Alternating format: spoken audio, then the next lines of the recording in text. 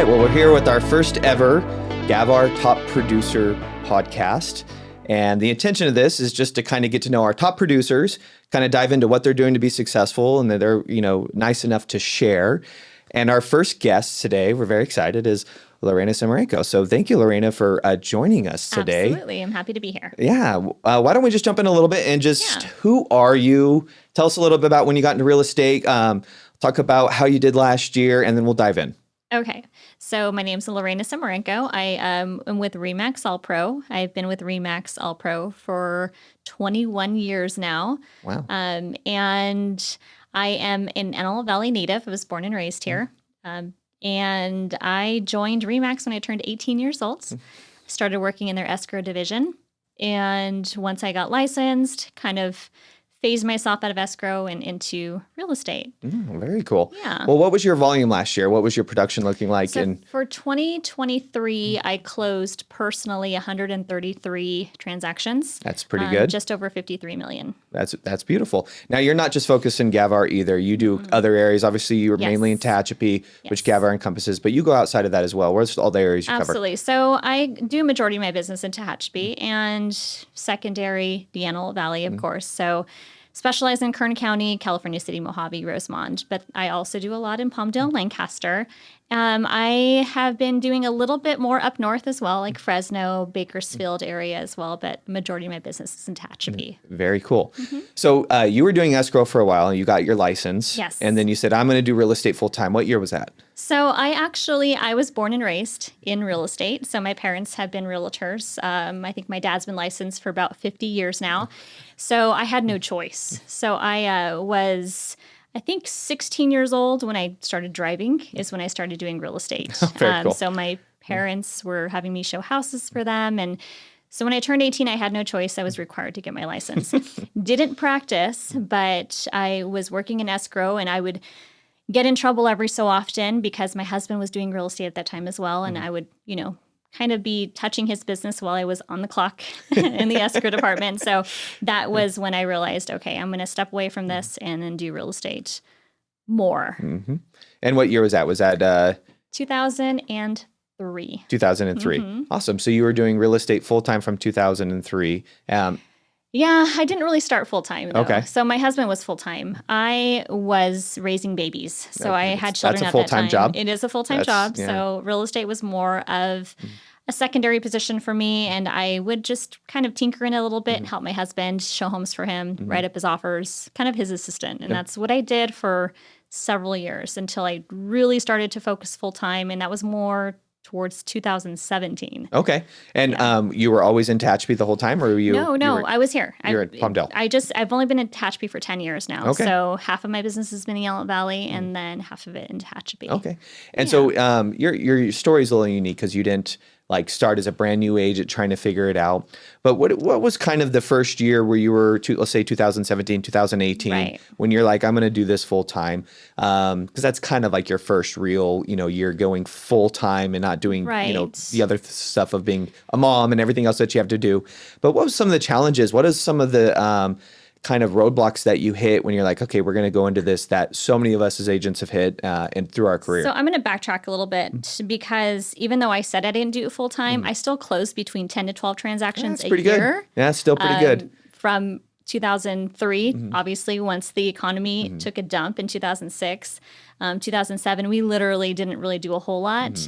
Then I kind of weighed heavily off of what I went to college for. And so I was helping at the schools and, teaching where just to get a paycheck in because I think we closed maybe 5 transactions like in 2007. It was really bad. Yeah, that was a tough time. Yeah. So going up closer to 2017 is when I really started to pick up in closing about 50 transactions a year. So before that, I did do it part-time, but I still was working pretty heavily in it. So during that time when you were you're doing the part-time and you were kind of building and doing other things, obviously 2007 is a unique time through 2012 or whatever that period was. What do you think kind of led to your trajectory where when you hit 2017, 2018, because your business really took off during that time? Yes. So what do you think was kind of led to some of that success? It was when I moved to Tehachapi. Okay. So that is when I really dug deep into real estate and realized that the market that we have there is very niche and so different from the Antelope Valley. And it was perfect for me because I'm very relational, just getting to know people and, forming these relationships. I just started to naturally and organically get more business. And I didn't really have to do anything special to pick up steam into Tehachapi, and then just kind of grew from there. Very cool. Yeah. So you're naturally good with people then. That's something you naturally like to do. So that's one of your strengths, you would say? Yes, I'm very, very relational. I love to hang out with people, talk to people. I'm always going out with friends, just meeting new people and joining different groups. I volunteer a ton. So it just progressed into that. Progressed over time. Yeah. Because a lot of us have different strengths in different areas, right? And so focusing on your strength, naturally meeting people, it seems like that was one of the key things that kind of led to your business in that way. Absolutely. That's very great. That's awesome. Most people struggle to find whatever they're good at and go focus on that one thing. So during that time, do you think it was the relationships that you met? Were you doing anything like specific that you're like, oh, I'm going to do this for real estate? Or was it just, this is naturally who I am? I go out and meet people and then business is coming. Right. Absolutely. It was just naturally who I was and who I am. So I literally was volunteering anywhere where I can volunteer. I was joining groups, whether it was moms groups, through my church, through local organizations. I was just very, very involved. And then your SOIs tends to increase the more you become involved. And so that's ultimately how I was able to grow my business in Tehachapi and become who I am today.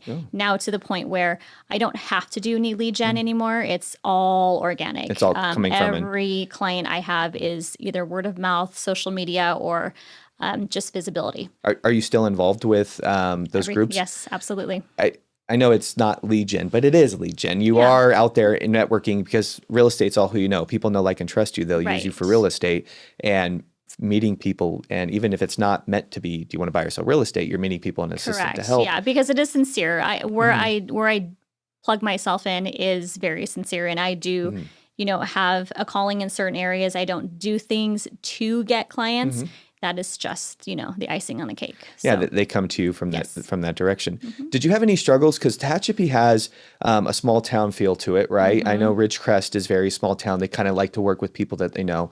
When you first moved there, did you have any obstacles or barriers of you're an outsider? We only use our Tehachapi friends, or how did you overcome that? Yeah, so at first it was difficult because everyone would ask you, are you local? Are you local? I only want to use a local agent, someone who's, from Tehachapi. So over the years, it's gotten much better. But yes, that was definitely a hurdle that I had to jump over, was that, and just once again, getting more plugged in, people learn you and they learn to trust you more. And so that was easy to overcome because of that. Okay. And so you, from 2017, 2019, you jumped from a normal kind of just trying to make it work to running a pretty successsul business that's doing quite a bit in GCI. A lot of people would really look up to that. What do you think was the one thing that kind of led to that kind of acceleration to that success? Was it just networking at a high level? Was it something secret what's the secret sauce that I want to do that? I've been asked that so many times. So what's interesting is in our market, it's literally just setting yourself apart from everybody else.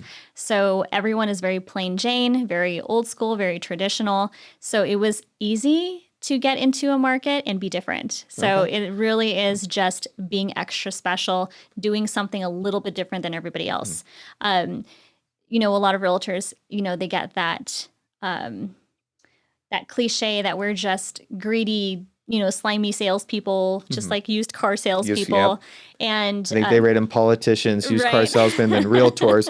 To be honest, it's kind of earned a little bit. That's exactly what I was going to say. And that's typically what it's like with a lot of, and I hate to say that, just very old-fashioned traditional real estate tactics. And so just setting yourself apart and not being that has proved obviously to be very successful. Awesome. So when you're saying that, not be that, right? And so being a resource for your sphere of influence, your database, for example, how did you, obviously you network and do those things, but what did you do to help to be a resource for them? Because I could be great to everybody and people like me, but I'm not, getting all these deals coming to me.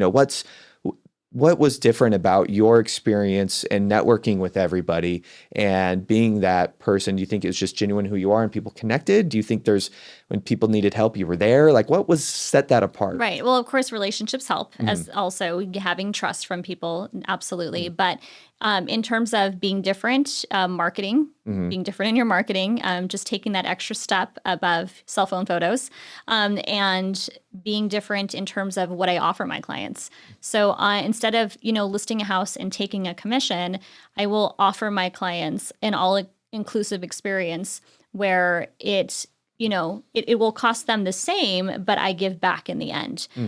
So it has completely changed the trajectory of my business in terms of when I take a listing, when I sit down for my presentation, this is what I offer you. It's this, this, this, this, this, and this.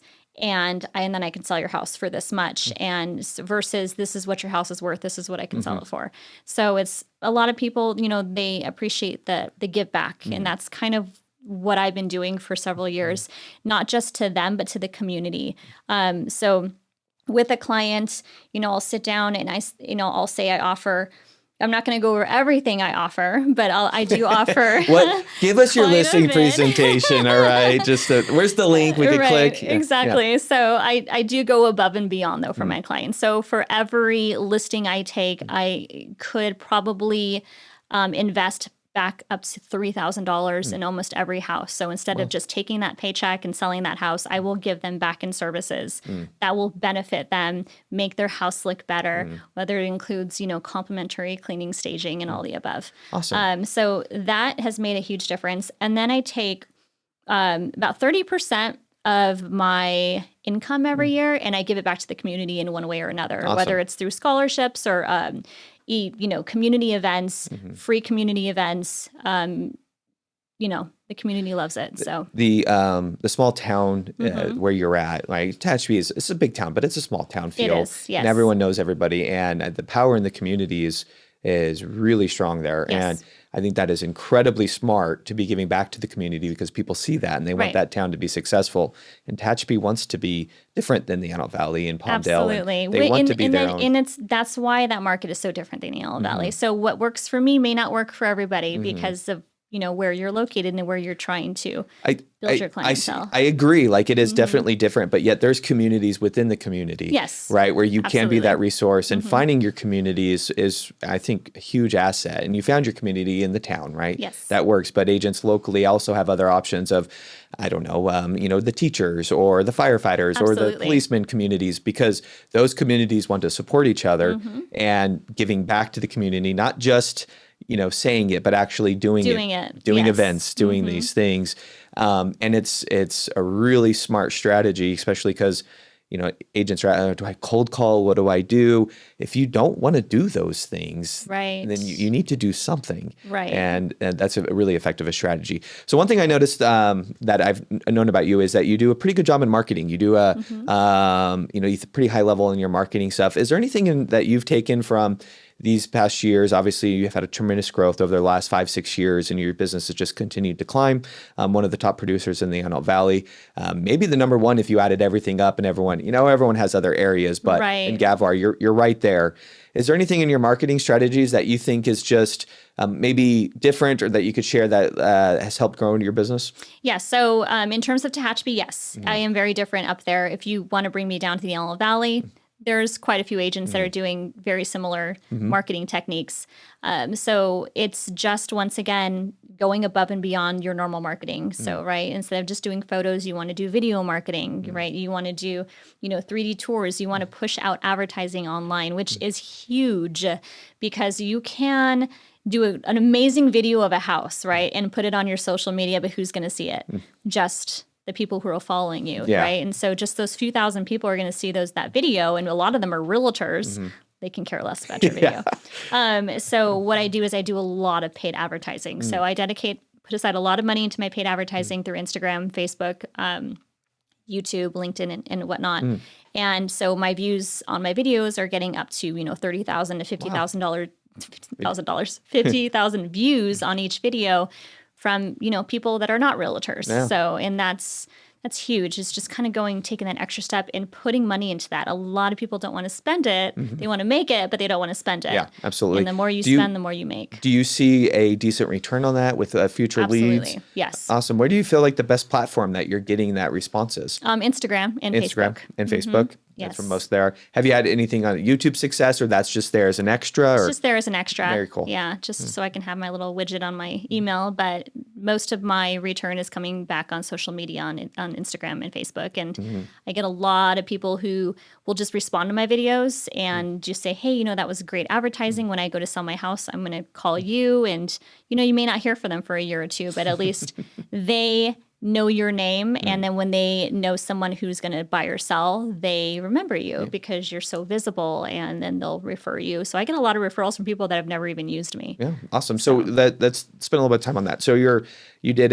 over 100 transactions in the last couple of years, well over 100 transactions. Yes. What would you say the amount of referrals from past clients roughly do you think that your business is receiving? So mainly referrals. I'm mainly referral. And then, of course, repeat clients. Repeat clients and referrals. So where are the referrals coming from? I honestly, that's a great question. So I ask people and they'll say, I heard about you from so-and-so, or I just see you online, or I saw that you had an event, last week. And I love that you're at the festivals, and I love that you're, giving this and doing this. And so the referrals are kind of just from everywhere, just from word of mouth. Do you think it's a part of just staying in front of their faces over and over throughout the year?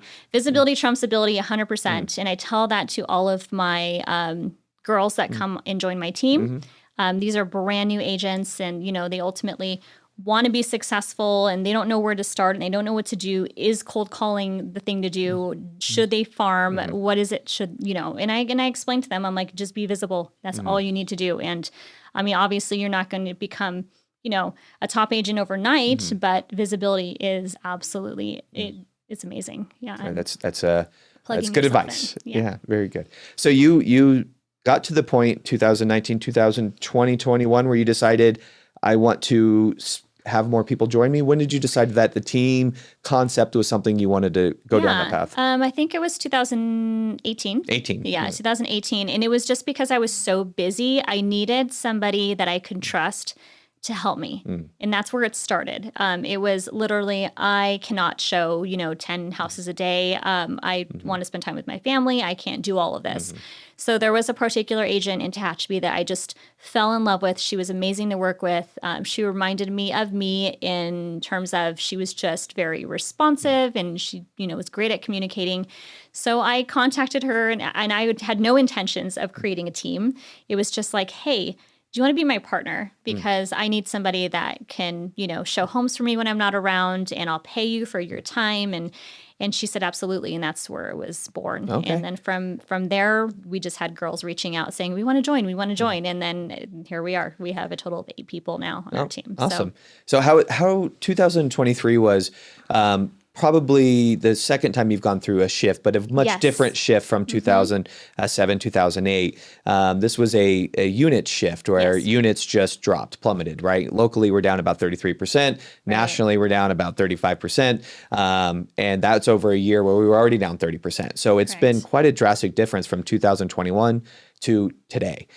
So how did that impact your business? What was that like for you and your team? And just talk about that for a few minutes. So it definitely did impact, but we were still very consistent. So from 2022, when I sold just over 160 units on my own, I went down to 133. I mean, 133 units is fine for me. I'm okay. I'm comfortable. I don't think I really made a change anywhere, to be honest with you. I just didn't spend as much money, I suppose, or didn't, buy another house, another investment property. But it was fine. It was consistent for us. My team was very consistent. I mean, together, we did over 60 million in production. So everyone was happy. No one was really complaining on our team. Yeah, that's still pretty good. Yeah. I mean, that's still a great year, still being able to accomplish that many units and stuff like that. So congratulations to that. So you said something there I want to segue to, which hopefully not prepared for, but the purpose obviously is real estate to help us to build a life that we want, right? A life by design that we want to grow into and do. So what do you see for the future for you? I mean, are you wanting to do real estate till the day that you die? Are you hoping to No. do something else in the future? Obviously, you've had a lot of success. So what does the future look like? So I learned a lot from my parents. And they won't be listening to this, so I can say this. I'm going to send it to them. So they were very, very irresponsible with the money that they brought in. It was either feast or famine. We had a great year, we had a terrible year. And it went like that every year while I was in the house with them. And I promised myself I would never do that. I don't want my kids to ever experience, I don't want them to even know how mom is doing, in real estate. So they just live their best lives. So what I do now is every year I buy between 1 to 5 houses. And it's either a long-term rental or I'll use it as a flip. And this last year I bought 3 houses. Even in a down year, and ended up flipping 2 of them, keeping 1 as a rental.